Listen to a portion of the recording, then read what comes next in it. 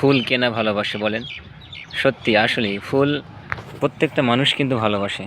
তো দেখেন, আমি আজকে একটা নার্সারিতে আসছি। তো এখানে ফুলগুলো দেখে এত ভালো লাগছে যে বলার বাহিরে।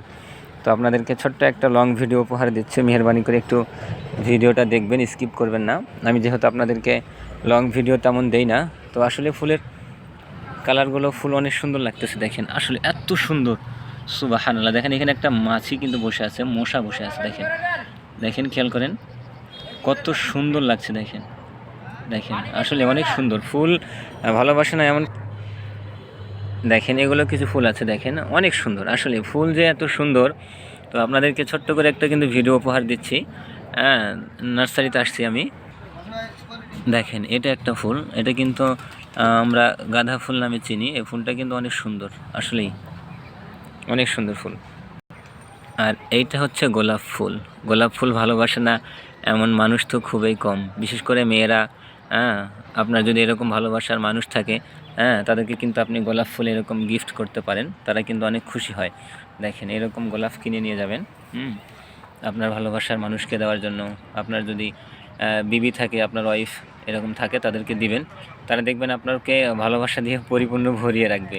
তো এরকম ভালোবাসার মানুষ থাকলে তাদেরকে এরকম গোলাপ উপহার দিতে পারেন। এটা হচ্ছে লাল গোলাপ। দেখেন অনেক সুন্দর কিন্তু লাল গোলাপ, আসলে অনেক সুন্দর লাগে। আর এইটা হচ্ছে হলুদ গোলাপ। হলুদ গোলাপও কিন্তু অনেক সুন্দর, দেখেন অনেক সুন্দর লাগতেছে। দেখেন এটাও কিন্তু লাল গোলাপ, এটাও লাল গোলাপই ধরে। আর এটা দেখতে পাচ্ছেন, এটা কিন্তু হচ্ছে আপনার সাদা গোলাপ। এটা কিন্তু আসলে এটাও সাদা গোলাপ, অনেক সুন্দর লাগে দেখতে।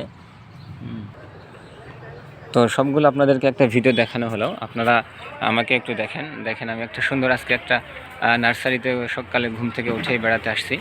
তো আসলে অনেক সুন্দর লাগলো। তো আপনাদেরকে আমি আব্দুর রাজ্জাক রাজ ভাই ছোট্ট একটা লং ভিডিও উপহার দিলাম। আমি যেহেতু একটা ফুলের নার্সারিতে বেড়াতে আসছি, ঘুরতে আসছি। তো এই লোকেশনটা কোথায় আপনারা যদি কেউ জেনে থাকেন, অবশ্যই একটু মেহেরবানি করে জানাবেন। আর আপনারা যারা বাড়িতে মানে ফুলের চাষ করতেছেন, তাদের জন্য অনেক শুভকামনা এবং ভালোবাসা থাকবে। বিশেষ করে যারা ঢাকা শহরে বসবাস করেন, তাদের জন্য বলবো যে আপনারা যদি কোথাও এরকম ফুলের নার্সারি করতে পারেন ছাদের উপরে অথবা ব্যালকনিতে, তাহলে কিন্তু অনেক ভালো হয়। কারণ ফুল মানুষ ভালোবাসে, আর এরকম সবুজ প্রকৃতি ঢাকা শহরে খুবই কম পাওয়া যায়। হ্যাঁ, তো আপনাদেরকে যেই সুন্দর দৃশ্যটা দেখানোর চেষ্টা করলাম, সেটা হচ্ছে যে অবশ্যই আপনারা যদি বাড়িতে এরকম দেখেন, এখানকার ফুলগুলো কিন্তু আসলে অনেক সুন্দর।